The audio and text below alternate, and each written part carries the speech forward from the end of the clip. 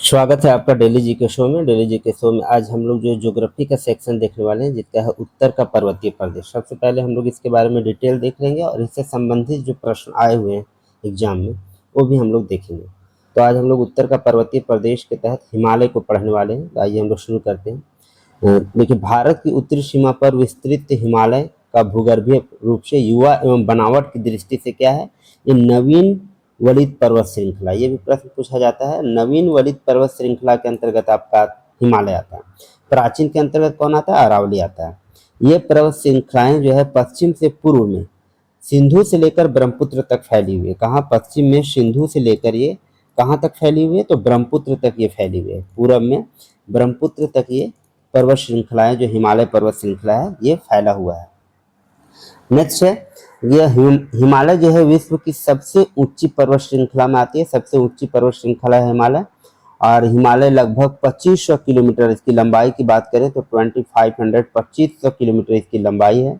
और औसत चौड़ाई जो है लगभग 240 किलोमीटर। ये एवरेज चौड़ाई दिया हुआ है 200 कितना है 40 किलोमीटर। अर्धवृत्त का निर्माण करती है हिमालय। ये जम्मू कश्मीर से फैलते हुए कहाँ पर? जम्मू कश्मीर से फैलते हुए ये इधर चली जाती है कहाँ? अरुणाचल प्रदेश से मुड़ जाती है। तो अर्धवृत्त का ये निर्माण करती है। 2500 किलोमीटर लंबाई है और 240 किलोमीटर जो है इसकी चौड़ाई है, औसत चौड़ाई। नेक्स्ट हम लोग देखते हैं इसकी चौड़ाई कश्मीर में। देखिए, कश्मीर में 400 किलोमीटर और लेकिन अरुणाचल प्रदेश में इसकी चौड़ाई जो है 150 किलोमीटर के आसपास रह जाती है। कश्मीर में 400 किलोमीटर और अरुणाचल प्रदेश में ये 150 किलोमीटर के आसपास इसकी चौड़ाई रह जाती है।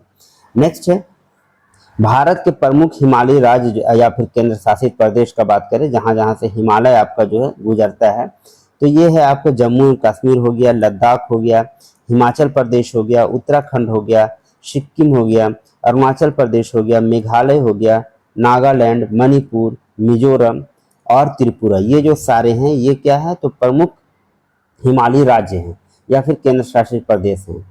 हिमाचल प्रदेश, जम्मू कश्मीर, लद्दाख, उत्तराखंड, सिक्किम, अरुणाचल प्रदेश, मेघालय, नागालैंड, मणिपुर, मिजोरम और त्रिपुरा है।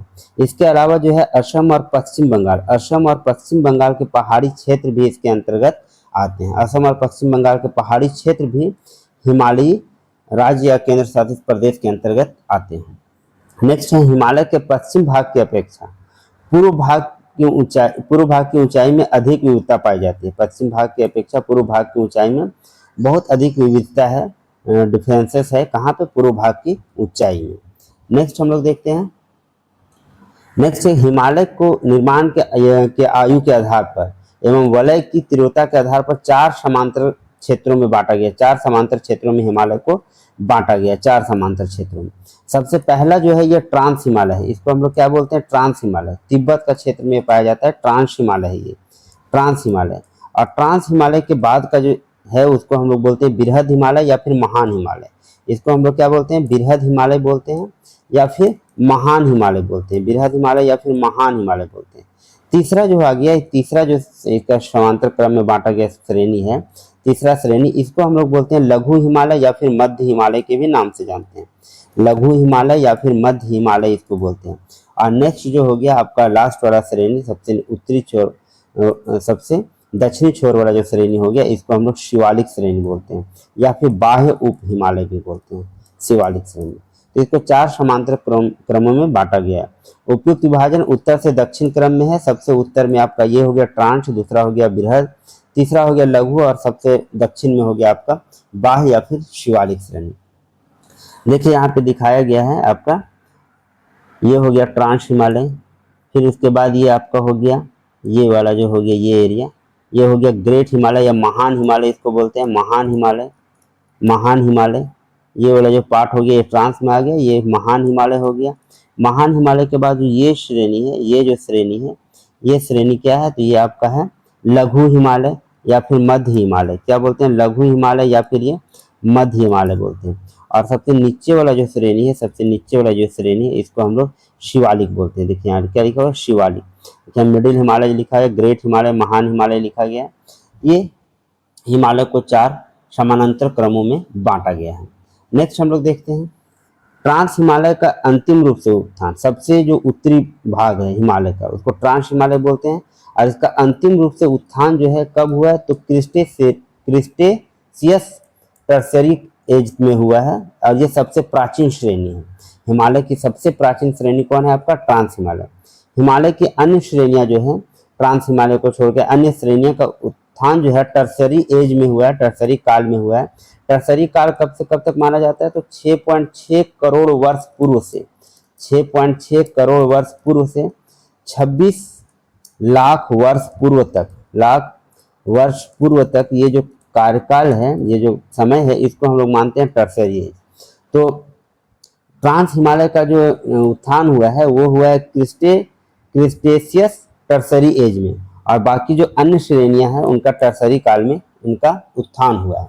बृहद हिमालय, जिसको हम लोग महान हिमालय भी बोलते हैं, जो ट्रांस हिमालय के बाद आता है, उसका ओलिगोशिन युग में हुआ है और निर्माण काल इसका कब है? तो 25 से 40 मिलियन वर्ष पूर्व इसका निर्माण काल है। उसके बाद आता है लघु हिमालय, जो मध्य मायोसीन युग में हुआ है और इसका जो निर्माण का समय है वह 14 मिलियन वर्ष पूर्व है। उसके बाद आता है आपका शिवालिक हिमालय, जो प्लायोसीन युग या फिर सेनोजोइक भी बोलते हैं, इसको क्या बोलते हैं?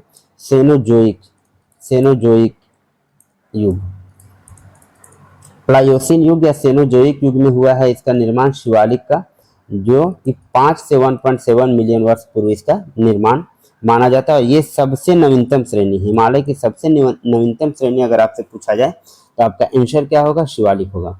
अभी हम लोग इसका एक्सप्लेनेशन देख रहे हैं और बाद में हम लोग इस पे आधारित जो प्रश्न पूछे गए एग्जाम में वो भी देखेंगे। नेक्स्ट देखिए, नेक्स्ट है हिमालय के उत्तरी भाग में स्थित श्रृंखला को महान या आंतरिक हिमालय या हिमाद्री कहते हैं। ट्रांस हिमालय के बाद जो नीचे वाला एरिया है ट्रांस हिमालय, उसके बाद जो हो गया, तो ट्रांस हिमालय का अधिकांश भाग तिब्बत में है और उसके बाद वाला जो भाग है इसको हम लोग क्या बोलते हैं? इसको महान हिमालय बोलते हैं या फिर आंतरिक हिमालय बोलते हैं। याद रखिए, ट्रांस हिमालय के बाद जो है महान हिमालय या आंतरिक हिमालय या फिर हिमाद्री कहते हैं। इसमें लगभग क्या 6000 मीटर की औसत ऊंचाई वाले सर्वाधिक ऊंचे शिखर जो है इसमें पाए जाते हैं। औसत ऊंचाई कितना है? तो 6000 मीटर औसत ऊंचाई वाले सर्वाधिक ऊंचे शिखर कहाँ पाए जाते हैं? तो ये पाए जाते हैं आपके कहाँ? तो महान हिमालय या आंतरिक हिमालय या हिमाद्री। देखिए नेक्स्ट पॉइंट देखते हैं, महान हिमालय स्थित एवरेस्ट। एवरेस्ट कहाँ स्थित है? एवरेस्ट स्थित है आपका महान हिमालय में। महान हिमालय स्थित एवरेस्ट जो है विश्व की सर्वोच्च चोटी है, ये हम लोग जानते हैं, और यह जो है नेपाल और तिब्बत की सीमा पर स्थित है। एवरेस्ट कहाँ पर स्थित है? तो नेपाल और तिब्बत की सीमा पर स्थित है। कौन हिमालय में स्थित है ये याद रखिएगा, तो महान हिमालय में स्थित है। कंचनजंगा हिमालय पर्वत श्रृंखला में स्थित विश्व की जो है तीसरी सबसे ऊंची चोटी है, और तीसरी सबसे ऊंची चोटी कौन है? कंचनजंगा। सबसे फर्स्ट पर कौन है? एवरेस्ट। कहाँ पर? हिमालय में स्थित है और नेपाल और तिब्बत की सीमा में स्थित है। कंचनजंगा आपका विश्व का तीसरा सबसे ऊंचा चोटी है। यह पूर्व में तीस्ता एवं पश्चिम में तामूर नदी के बीच स्थित है। ये सारे फैक्ट बिल्कुल आप याद रखिएगा। कंचनजंगा जो है ये पूरब में कौन नदी है? इसका पूरब में कौन नदी है? पूरब में है तीस्ता नदी। पूरब में कौन नदी? तीस्ता नदी। और पश्चिम में जो है तामूर नदी के बीच ये स्थित है। याद रखेंगे, ये सारे फैक्ट्स से क्वेश्चन पूछे जाते हैं। कंचनजंगा पूर्वी नेपाल और भारत के सिक्किम राज्य की सीमा पर स्थित है।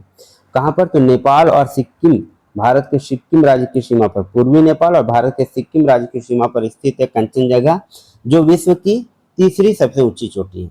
नेक्स्ट हम लोग देखते हैं, अन्नपूर्णा चोटी की स्थिति उत्तर मध्य नेपाल में है। अन्नपूर्णा चोटी कहाँ पे है? तो उत्तर मध्य नेपाल में स्थित है आपका अन्नपूर्णा चोटी।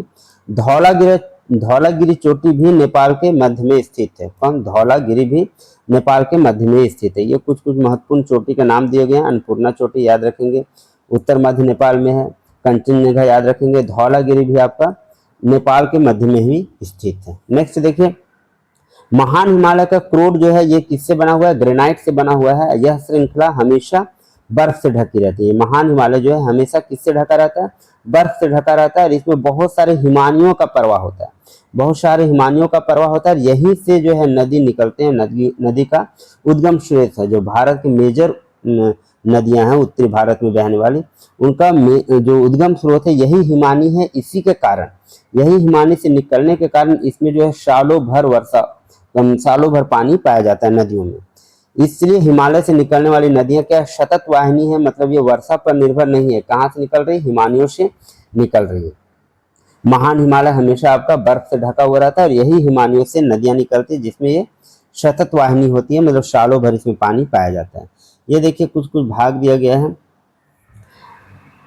नेपाल हिमालय, यहाँ पे देखिए माउंट एवरेस्ट है, माउंट एवरेस्ट को दिखाया गया। ये कंचनजंगा आपका है, ये कंचनजंगा 8,586 मीटर। माउंट एवरेस्ट देखिए 8,848 मीटर। नामचा बरवा पर्वत है। ये कंचनजंगा जो क्या है विश्व की तीसरी है, कंचनजंगा क्या है विश्व की तीसरी सबसे। यहाँ देखिए धौलागिरी को दिखाया गया है, ये भी नेपाल में ही स्थित है। अन्नपूर्णा को दिखाया गया है,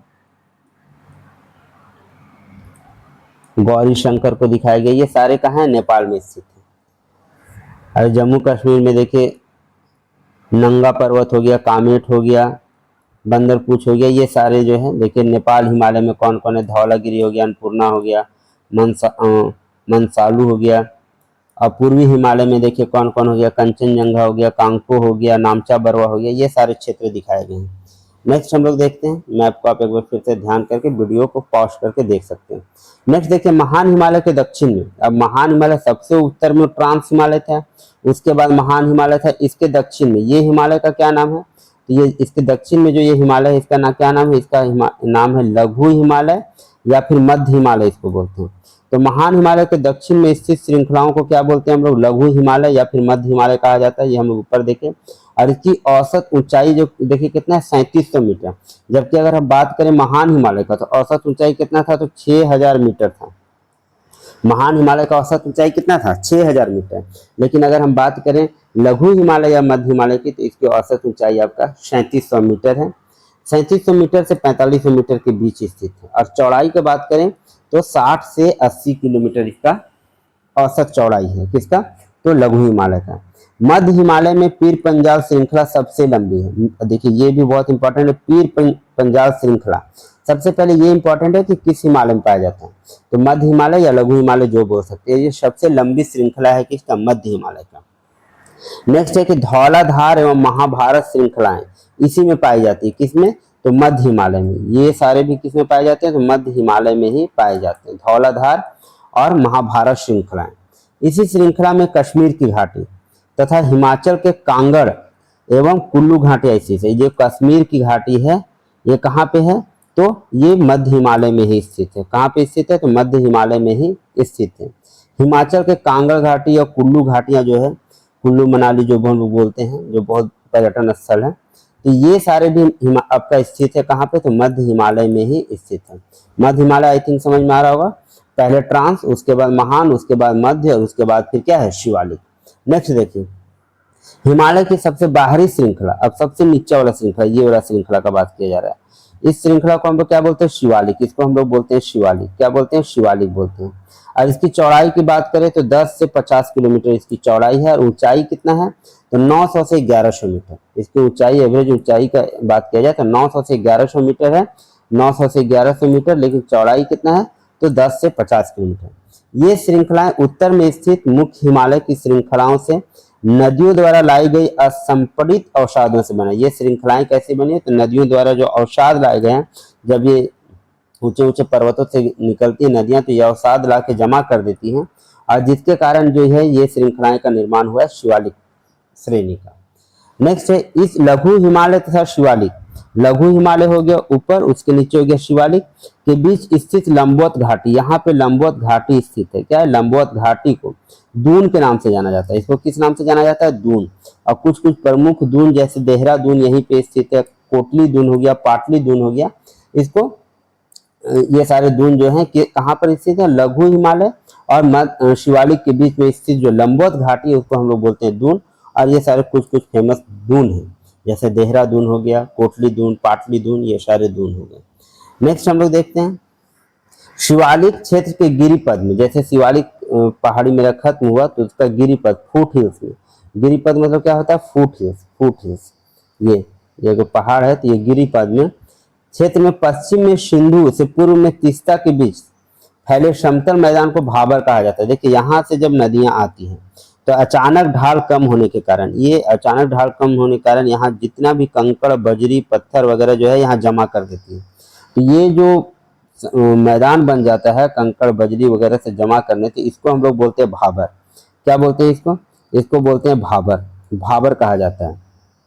यह सामान्यतः 8 से 16 किलोमीटर हिमालयी नदियों द्वारा कहाँ से फैला हुआ है? देखिए पश्चिम में सिंधु से पूर्व में तीस्ता नदी तक ये फैला हुआ है। ये जो भाबर बोल रहे हैं, और ये जो है यह सामान्यतः 8 से 16 किलोमीटर हिमालयी नदियों द्वारा अचानक ढाल भंग होने के कारण, अचानक जो ढाल भंग होने के कारण, अचानक जो है पहाड़ी एरिया खत्म हो गया, ढाल भंग होने के कारण शिवालिक के अग्र क्षेत्र में की गई कंकड़ और बजरी की जमाव, यहाँ पे अग्र क्षेत्र शिवालिक के आगे वाले भाग में कंकड़ और बजरी की जमाव से निर्मित मेखला है ये भाबर।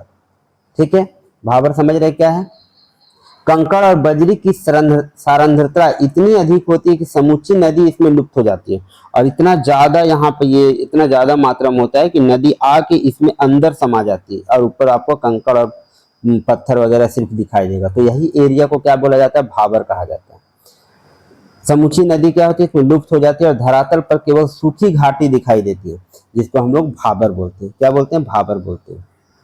भाबर मैदान की चौड़ाई पूर्व में कम और पश्चिम में अधिक पाई जाती है। पूर्व की तरफ भाबर है उसका चौड़ाई पूर्व की तरफ कम है, लेकिन पश्चिम की तरफ इसकी चौड़ाई क्या हो जाती है? तो पश्चिम की तरफ इसकी चौड़ाई बढ़ जाती है, भाबर की चौड़ाई। अब पूर्व की तरफ इसकी चौड़ाई क्या है? कम है। तो पूर्व की तरफ इसकी चौड़ाई कम है।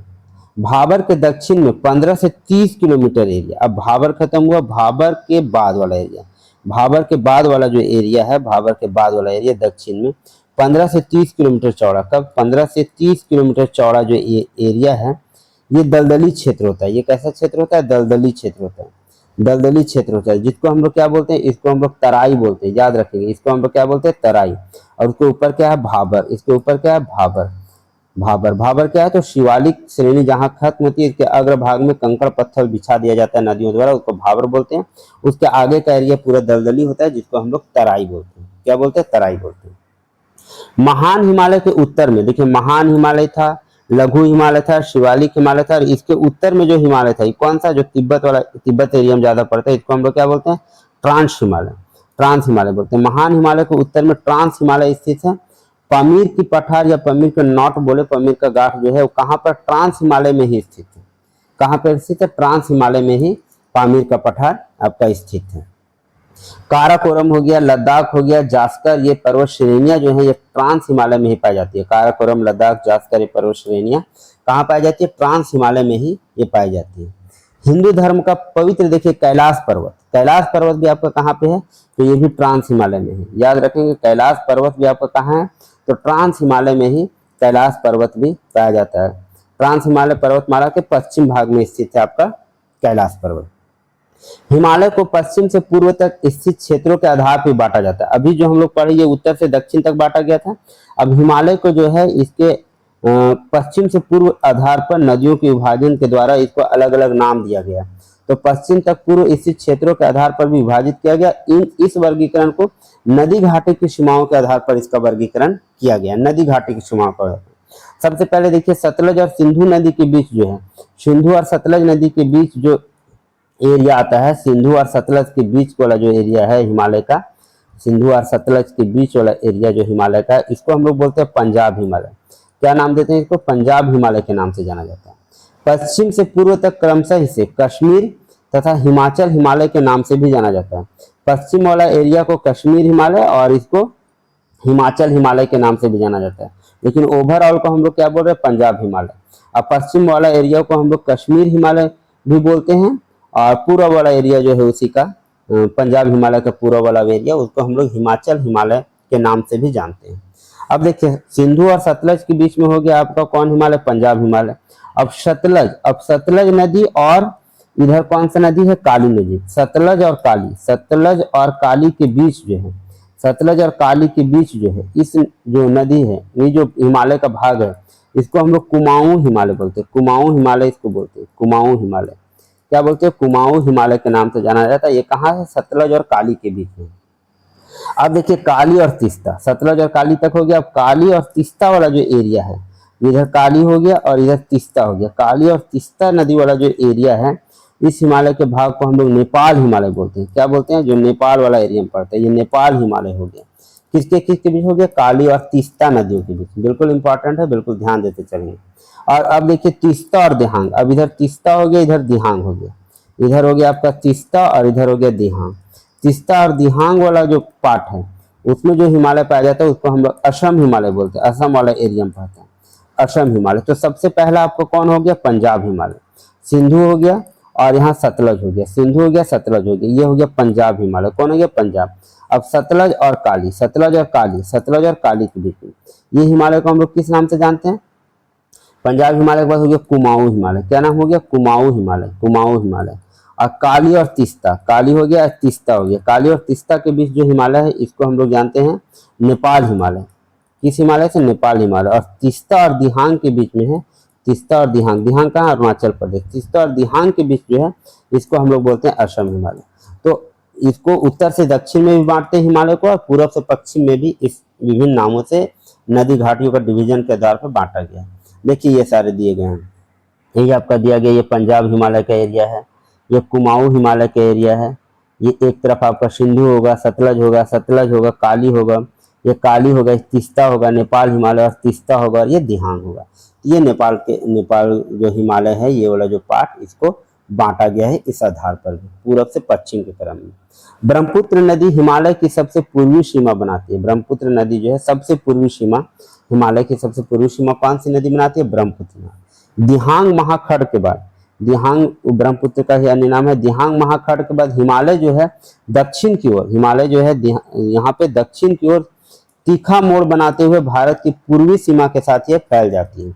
हिमालय इधर से आके दक्षिण की ओर, दिहांग महाखंड के बाद ये दक्षिण की ओर फैल जाती है भारत की पूर्वी सीमा के साथ। इन्हें पूर्वांचल या पूर्वी पहाड़ियों के नाम से जाना जाता है। ये दक्षिण वाला जो पार्ट में हिमालय फैलता है उसको पूर्वी पहाड़ियों के नाम से भी जाना जाता है। ये पहाड़ियां उत्तर पूर्वी राज्यों से होकर गुजरती है, नॉर्थ स्टेट में ये पहाड़ियां जो है इससे होकर गुजरती है, हिमालय का ही भाग है।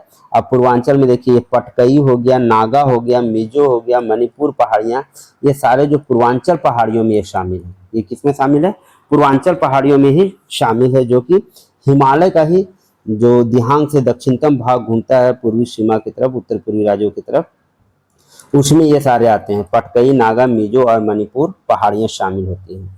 भारत के लिए हिमालय का बहुत बड़ा महत्व है। क्यों महत्व है कि अगर मान लीजिए हिमालय नहीं होता तो साइबेरिया से जो आने वाली शीत लहरें का अनुभव यहाँ पे भारत में सबसे ज्यादा होता, ठंडक ज्यादा होता। और सिंधु और गंगा का जो इतना विस्तृत जलोढ़ मृदा का क्षेत्र है, जलोढ़ मृदा का मैदान है, उससे ये वंचित हो जाता है, क्योंकि नदियों के द्वारा ही ये जलोढ़ मृदा लाई जाती है।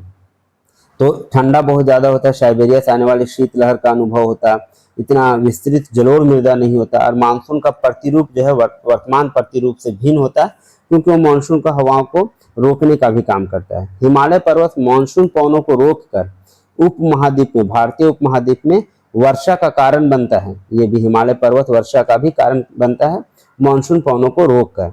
साथ ही हिमालय क्षेत्र से प्रवाहित होने वाली सिंधु, गंगा एवं उनकी सहायक नदियां अपर्दन एवं निक्षेपण के द्वारा जलोढ़ मृदा का निर्माण करती है। तो इतना विस्तृत जलोढ़ मृदा भी आपका नहीं हो पाता अगर हिमालय नहीं होता तो।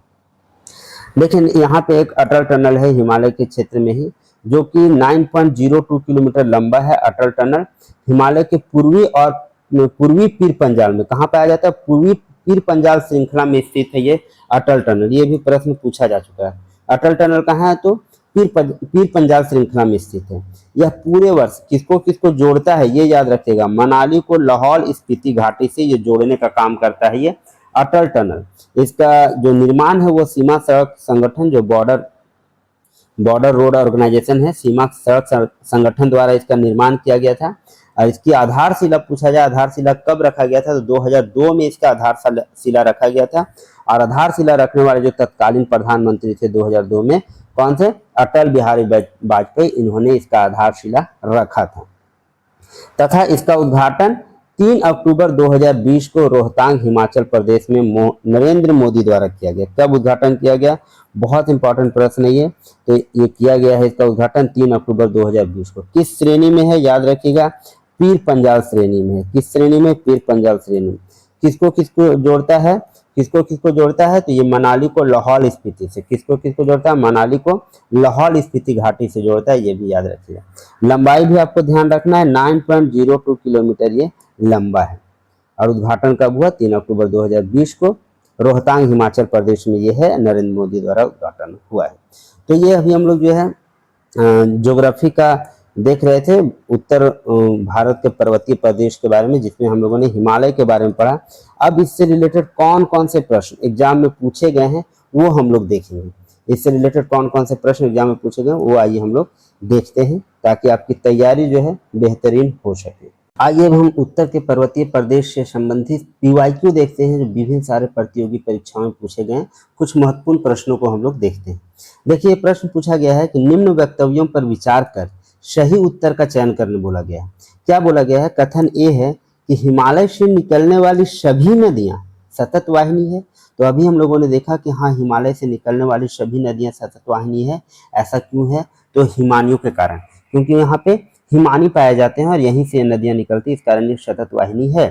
और दूसरा बोल रहा है कि हिमालय अपनी वर्षा का अधिकतम दक्षिणी पश्चिमी मानसून से प्राप्त करते हैं। ये भी बात है कि हिमालय जो है मानसून पवनों को रोककर मैक्सिमम वर्षा जो है दक्षिण पश्चिम मानसून से ही होती है। अब बोला जा रहा है कि ए और आर दोनों सही है, परंतु तथा आर ए का सही व्याख्या करता है। दोनों तो सही है, लेकिन आर ए का तो सही व्याख्या नहीं करता। ए और आर दोनों सही है, परंतु आर ए का सही व्याख्या नहीं है। तो ये इसका ऑप्शन नंबर जो है 2 इसका करेक्ट आंसर होगा। नेक्स्ट हम लोग प्रश्न देखते हैं, कौन सा प्रश्न पूछा गया है। नेक्स्ट है कि हिमालय की रचना समांतर वलय श्रेणियों से हुई है, जिसमें से प्राचीनतम श्रेणी पूछा जा रहा है। तो सबसे प्राचीनतम श्रेणी आपका कौन सा है? आपके ऑप्शन है शिवालिक श्रेणी, ये तो सबसे नवीनतम है। निम्न श्रेणी हिमालय, ये भी नहीं है। और बृहत हिमालय श्रेणी, ये जो बृहत हिमालय श्रेणी है ये सबसे प्राचीन है। ये उपयुक्त विकल्प का बात करें, सबसे प्राचीन अगर बात किया जाए तो ट्रांस हिमालय है। सबसे प्राचीन कौन है? ट्रांस हिमालय। लेकिन यहाँ पर ट्रांस हिमालय दिया नहीं गया। बृहत हिमालय श्रेणी या फिर महान हिमालय, जिसको हम लोग बोलते हैं, क्या बोलते हैं? महान हिमालय बोलते हैं। तो यहाँ पे करेक्ट आंसर कौन हो जाएगा? महान हिमालय, बृहत हिमालय श्रेणी, ये हो जाएगा। इसका उत्थान कब हुआ? उत्थान कब हुआ? ओलिगोशिन युग में।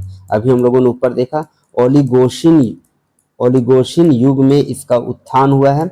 और कब से कब तक? तो 25 से 40 मिलियन वर्ष पूर्व, 25 से 40 मिलियन वर्ष पूर्व जो है इसका उत्थान हुआ है। 25 से 40 मिलियन वर्ष पूर्व इसका उत्थान हुआ। अगर हम लोग बात करें निम्न हिमालय या मध्य हिमालय का बात करें, तो इसका उत्थान जो है, इसका उत्थान कब हुआ? मध्य मायोसीन युग में। इसका उत्थान कब हुआ? इसका उत्थान हुआ मध्य मायोसीन युग। कब हुआ? मध्य मायोसीन युग में। मध्य मायोसीन युग में हुआ है इसका उत्थान।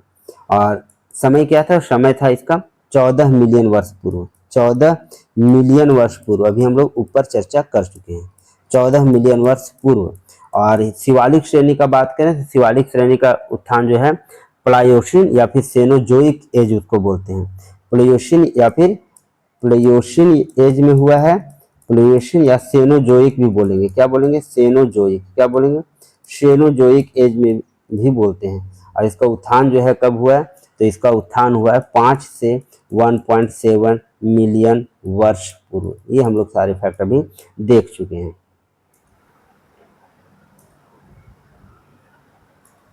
नेक्स्ट पीवाईक्यू क्या पूछा गया है? नेक्स्ट पीवाईक्यू पूछा गया आपका क्वेश्चन नंबर 3 है प्रीवियस ईयर क्वेश्चन का। यदि हिमालय पर्वत श्रेणियां नहीं होती तो भारत पर सर्वाधिक संभाव्य भौगोलिक प्रभाव क्या पड़ता, क्या होता? तो देश के अधिकांश भाग में साइबेरिया से आने वाली शीत लहरों का अनुभव होता, बिल्कुल होता। यह भी हम लोग देखें। सिंधु गंगा मैदान इतनी सुविस्तृत जलोढ़ मृदा से वंचित होता, बिल्कुल ये वंचित हो जाता। और मानसून का जो प्रतिरूप है वो वर्तमान प्रतिरूप से बिल्कुल भिन्न होता। तो ये तीनों जो कथन है ये आपका करेक्ट है। ये सारे प्रश्न आपके एग्जाम में पूछे जा चुके हैं, तो बिल्कुल आप ध्यान से सेशन को देखेंगे। नेक्स्ट प्रश्न है कि उत्तर भारत में उप हिमालय क्षेत्र के सहारे फैले समतल मैदान को क्या कहा जाता है? उप हिमालय क्षेत्र के सहारे, मतलब शिवालिक के सहारे जो फैला हुआ समतल मैदान है उसको हम लोग क्या बोलते हैं? ये पूछा जा रहा है। जहाँ पे कंकड़ और बजरी जमा कर दिया जाता है नदियों के द्वारा, अचानक ढाल भंग होने के कारण, तो इस एरिया को क्या बोलते हैं? हम लोग बोलते हैं भाबर। क्या बोलते हैं? भाबर बोलते हैं। अभी हम लोग देखे थे, इसको क्या बोलते हैं? भाबर बोलते हैं। उप हिमालय क्षेत्र में, फुट हिल क्षेत्र में, पश्चिम में सिंधु से पूर्व में तीस्ता तक फैला हुआ ये भाबर। पश्चिम में कहाँ से? सिंधु से पूर्व में तीस्ता तक ये भाबर जो है फैला हुआ है। या इसका जो चौड़ाई है वो 8 से 16 किलोमीटर।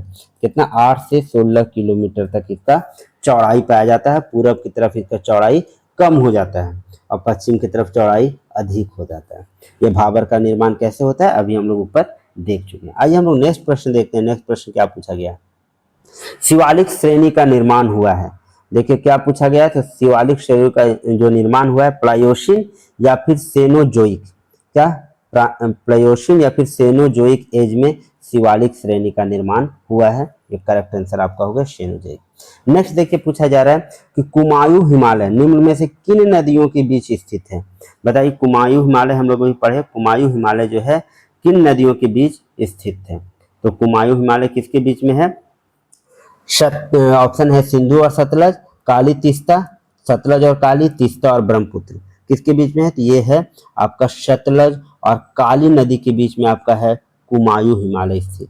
कुमायूं हिमालय जो है वो सतलज और काली, सिंधु और सतलज के बीच में कौन सा हिमालय है, तो पंजाब हिमालय है। कौन सा हिमालय है, पंजाब हिमालय है, याद रखिएगा पंजाब हिमालय। और सतलज और काली के बीच में आपका है कुमायूं हिमालय।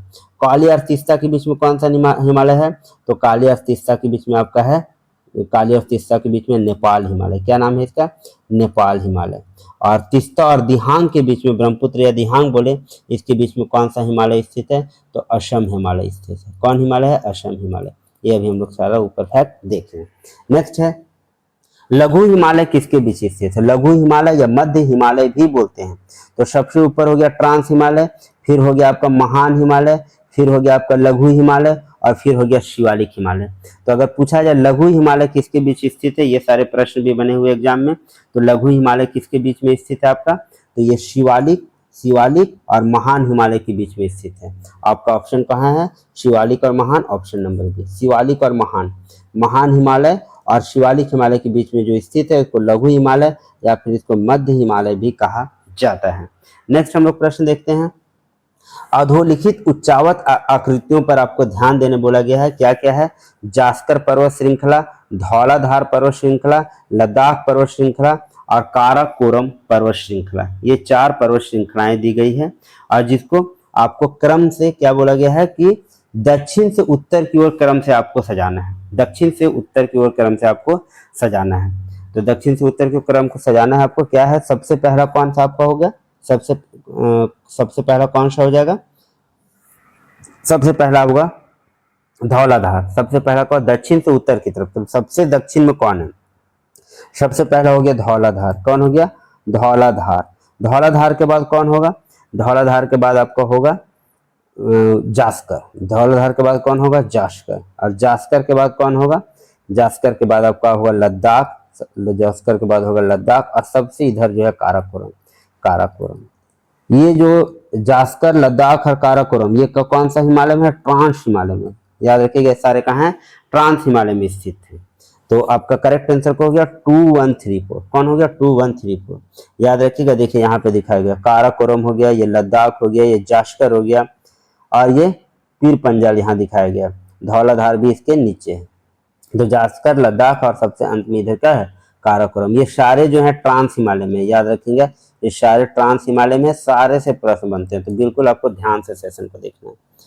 नेक्स्ट देखिए प्रश्न है, निम्नलिखित समूहों में से कौन सा पूर्व से पश्चिम की ओर पर्वत शिखर का सही क्रम है। अब पूर्व से पश्चिम की ओर आपको दिखाना, पूर्व से पश्चिम की ओर, सबसे पूर्व में कौन, उसके बाद कौन, उसके बाद कौन और उसके बाद कौन, ये दिया हुआ है। सबसे पूर्व में आपका कौन है, सबसे पूर्व में ऑप्शन है आपका एवरेस्ट हो गया, कंचनजंगा हो गया, अन्नपूर्णा हो गया, धौलागिरी। ये 4 दिए हुए हैं। सबसे पूर्व में कौन है, ये चारों को सजाना है। सबसे पूर्व में आपका है कंचनजंगा। कौन है, यहाँ पे है कंचनजंगा। कौन है, कंचनजंगा। कंचनजंगा के बाद यहाँ पे आपका एवरेस्ट है। कंचनजंगा के बाद क्या है, एवरेस्ट है। एवरेस्ट के बाद क्या है, एवरेस्ट के बाद अन्नपूर्णा। एवरेस्ट के बाद क्या है, अन्नपूर्णा। अन्नपूर्णा के बाद है धौलागिरी। अन्नपूर्णा के बाद क्या है, धौलागिरी। धौलागिरी, ये अन्नपूर्णा के बाद आपका है धौलागिरी। तो सबसे पूर्व में कंचनजंगा, फिर एवरेस्ट, फिर अन्नपूर्णा और फिर उसके बाद धौलागिरी। ये देखिए आपका इमेज दिखाया गया। देखिए कंचनजंगा यहाँ पे है, माउंट मकालू अगर मकालू दिया रहता तब, फिर इसके बाद देखिए एवरेस्ट आपका यहाँ पर है, अन्नपूर्णा यहाँ पर है, धौलागिरी यहाँ पर है। तो सबसे पूर्व में आपका कौन है, कंचनजंगा। बिल्कुल ये सारे मैप को आप बिल्कुल ध्यान से देखते चलेंगे। सारे से प्रश्न जो है हमेशा एग्जाम में पूरब से पश्चिम, पश्चिम से पूरब ये सजाने बोला जाता है, तो बिल्कुल आप ध्यान से देखें। नेक्स्ट देखिए पूछा गया क्वेश्चन अटल टनल से संबंधित पूछा गया, और ये सारे PYQ सारे पूछे गए क्वेश्चन। अटल टनल से संबंधित निम्नलिखित कथनों पर विचार कीजिए, ये पूछा गया।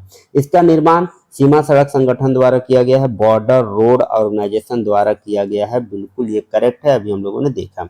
यह मनाली और लाहौल स्पीति घाटी को जोड़ती है, ये बहुत इंपॉर्टेंट था, किसको किसको जोड़ती है याद रखना है, तो मनाली और लाहौल स्पीति घाटी को जोड़ती है, ये भी करेक्ट है। यह हिमालय के किस पर्वत श्रृंखला के बीच स्थित है, तो पीर पंजाल, अभी हम लोगों ने देखा था, पीर पंजाल श्रृंखला के बीच में स्थित है। यह भारत के लिए सामरिक दृष्टि से बिल्कुल महत्वपूर्ण है, तो चारों के चारों कथन जो है बिल्कुल करेक्ट है, चारों के चारों कथन बिल्कुल करेक्ट है। अगर लंबाई पूछा जाएगा तो लंबाई कितना है अटल टनल का, तो 9.02 किलोमीटर। आधारशिला किसने रखा था ये पूछा जाए, तो आधारशिला इसका रखा गया था 2002 में, तत्कालीन प्रधानमंत्री कौन, अटल बिहारी वाजपेयी के द्वारा, उन्हीं के नाम पे इसका नाम भी रखा गया अटल टनल। अटल बिहारी वाजपेयी के द्वारा आधारशिला रखा गया था। और इसका उद्घाटन बोला जाए कौन किया, उद्घाटन कौन करने किए हैं, तो उद्घाटन किए हैं, कब हुआ उद्घाटन, 3 अक्टूबर 2020 को उद्घाटन हुआ। कौन किए हैं, नरेंद्र मोदी के, कौन किए हैं, नरेंद्र मोदी। तो ये सारे फैक्ट आपके लिए इम्पोर्टेंट। ये हम लोग कुछ महत्वपूर्ण प्रश्नों को लिए थे जो इससे पूछे गए हैं, और भी बहुत सारे प्रश्न पूछे गए, बस हम लोग यहाँ टॉप 10 क्वेश्चन को डिस्कस किए। आगे के सेशन में हम लोग फिर नेक्स्ट डे जो है ये डेली जीके शो में हम लोग मिलेंगे। नेक्स्ट डे हिस्ट्री का सेशन हम लोगों को चलेगा। आज हम लोगों का ये ज्योग्राफी का सेकेंड जो है लेक्चर था। नेक्स्ट डे हम लोग फिर से हिस्ट्री पढ़ेंगे, फिर से पॉलिटी पढ़ेंगे, और इसी क्रम को हम लोग धीरे धीरे आगे बढ़ाते रहेंगे ताकि आपका GS बहुत ही अच्छे से इसकी तैयारी हो सके। धन्यवाद। अगर आपको सेशन अच्छी लग रही हो तो चैनल को लाइक, शेयर और सब्सक्राइब करना बिल्कुल ना भूलें। Thank you.